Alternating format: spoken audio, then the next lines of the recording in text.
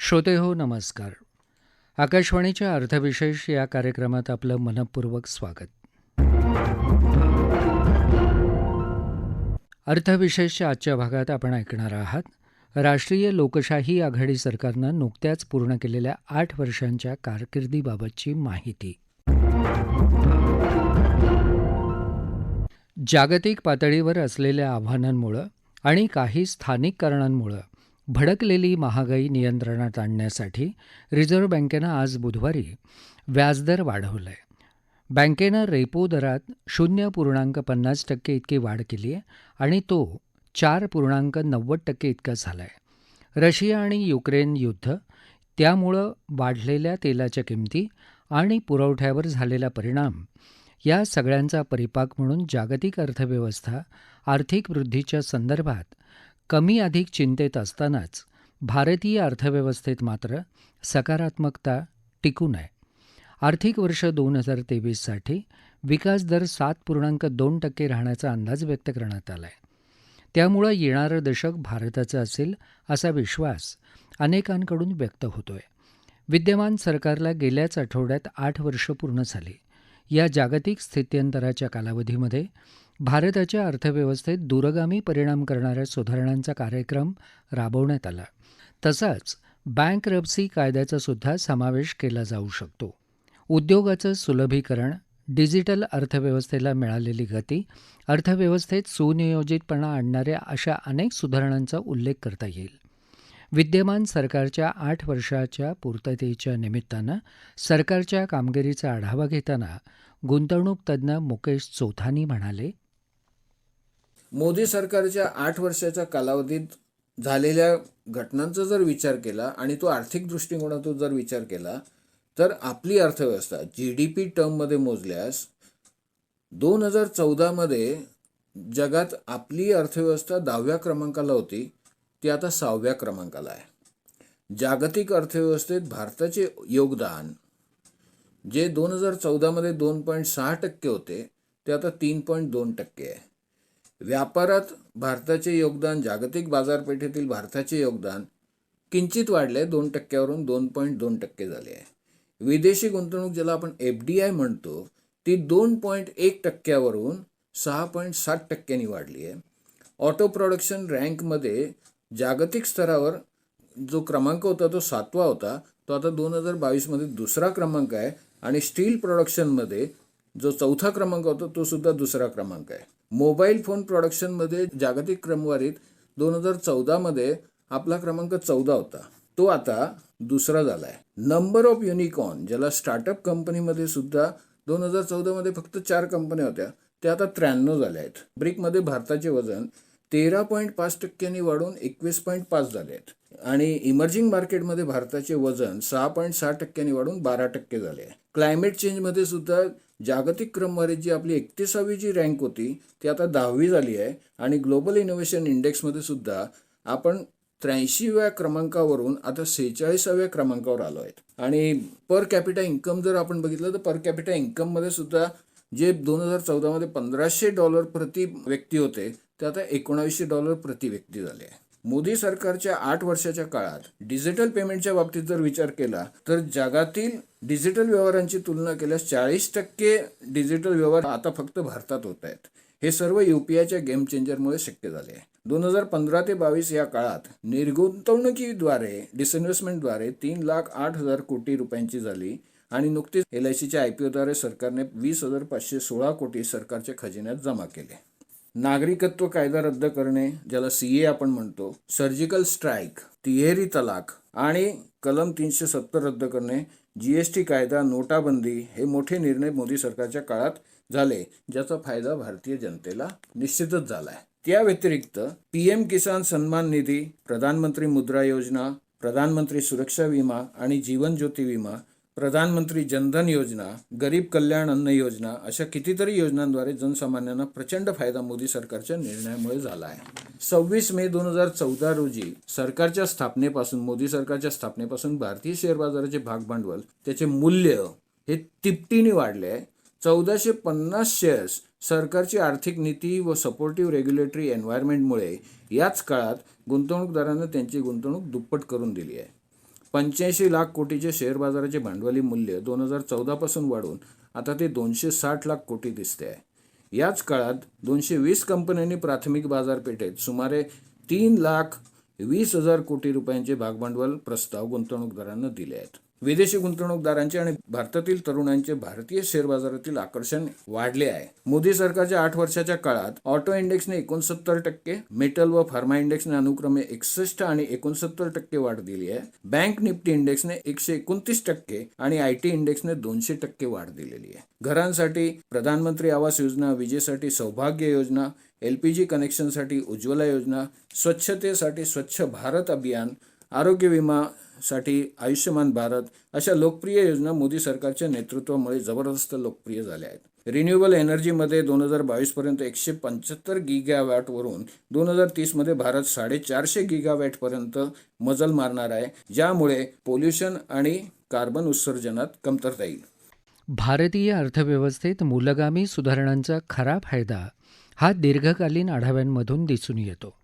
केंद्र सरकारनं कररचनेत केलेल्या सुधारणा, कर प्रशासनात आणलेले बदल यामुळं अर्थव्यवस्थेत भांडवल मोकळं झालं। स्थिर आणि आर्थिक सुधारणांकरता वचनबद्ध असलेलं सरकार असल्यानं आंतरराष्ट्रीय पातळीवरून भारतात आर्थिक गुंतवणूक आणि व्यापार उदीमसुद्धा वाढला, तसंच त्यातून भारतीय अर्थव्यवस्थेमध्ये वृद्धीच्या नवीन शक्यता निर्माण झाल्या आहेत। प्रत्यक्ष विदेशी गुंतवणूक केवळ भांडवल घेऊन येते असं नाही, तर ती नवीन तंत्रज्ञानसुद्धा घेऊन येते आणि सक्षम मनुष्यबळसुद्धा तयार करते। त्यातून भारतीय अर्थव्यवस्थेमध्ये मूलभूत परिवर्तन होताना मागील काही वर्षात दिसतंय। प्रत्यक्ष विदेशी गुंतवणुकीसाठी भारत हा आघाडीचा पसंतीचा देश बनलाय। यावर अधिक चर्चा करताना अर्थविषयक ब्लॉग लेखक आशुतोष टिळक म्हणाले, नुकतीच राष्ट्रीय लोकशाही आघाडी सरकारची 8 वर्ष केंद्रीय सत्तेत पूर्ण झाली। त्यानिमित्ताने या 8 वर्षांच्या आर्थिक बदलांचा आणि एकूणच सगळ्या आलेल्या रिफॉर्म्सचा जर आढावा घेतला तर याच्यामध्ये बँकरप्सी कोड हे एक फार महत्त्वाचा रिफॉर्म बनून समोर येतं आहे। बँकरप्सी कोड साध्या भाषेत जर सांगायचं झालं तर असं म्हणता येईल की बँकेने कर्ज दिलं समजा 10 लाख रुपयाचं, तर ते कर्ज फेडता न येणं आणि त्याच्यामुळे बँकेचं असलेलं भांडवल अडकून राहणं आणि असा एक फेल झालेला, एक जवळपास मृत्यूशय्येला लागलेला उद्योग तसाच्या तसा पडून राहणं, त्यांची मशिनरी तशीच पडून राहणं आणि पार नवीन मालक देखील न येता मोठ्या प्रमाणावर एक कार्यक्षमता तशीच अडकून राहणं, हे जे घडत होतं याला या बँकरप्सीने मोठ्या प्रमाणावर आळा घातला। बँकरप्सी कोडचं अजून एक मोठेपण हे सांगता येईल की बँकरप्सी कोडच्या आधी अनेक साऱ्या बँकरचं असं म्हणणं होतं की मोठे उद्योगधंदे एका अर्थाने कर्जालाही त्यांचा स्वतःचाच पैसा म्हणून समजायचे आणि कर्ज फेडलं काय किंवा नाही फेडलं काय फरक पडतो आहे असं चालायचं। बँकरप्सी कोड आल्याच्या नंतर मोठ्या प्रमाणावर कर्ज ह्या साधनाकडे अधिक चांगल्या तऱ्हेने बघता यायला सुरुवात झाली। ज्याला खरंच कर्जाची गरज आहे तोच व्यक्ती बँकेकडे जाऊन कर्ज घ्यायला लागला आणि कर्जाच्या प्रत्येक रुपयाची किंवा डॉलरच्या भावात बघायचं असेल तर प्रत्येक डॉलरची, त्या चलनाची किंमत कुठेतरी यायला लागली। कारण जेव्हा कर्ज बँका वाटतात तेव्हा ते त्यांच्या फ्रीमध्ये खिशात येत नाही, त्यांच्याकडे सेव्हिंगमध्ये आलेल्या अमाऊंटमधूनच ते कर्ज दिलं जातं। त्यामुळे सेव्हिंगला पण थोड्याफार प्रमाणावर अधिक चांगला व्याजदर मिळायला सुरुवात झाली। दुसरी महत्त्वाची घटना म्हणजे मागील 8 वर्षात आंतरराष्ट्रीय पातळीवर भारताची एक क्रेडिबिलिटी ही वाढलेली दिसून येते आहे। मोठ्या प्रमाणावर व्यापार हा वाढतो आहे, मोठे गुंतवणूकदार भारतामध्ये गुंतवणूक करताना दिसून येत आहेत। अनेक सारे इन्स्टिट्यूशन्स ज्या आहेत त्या भारताच्या या नवीन कपॅसिटीला ओळखत आहेत आणि भारतामध्ये अगदी रिसेंटली ॲपलचा असलेला नवीन कारखाना उघडणं असो किंवा अनेक मोठ्या कंपन्यांची भारतामध्ये वाढणारी नवीन गुंतवणूक असो, अनेक साऱ्या कंपन्या भारतामध्ये हे करत आहेत। यामुळे भारतीय उद्योगांना मोठ्या प्रमाणात भांडवल मिळतं आहे।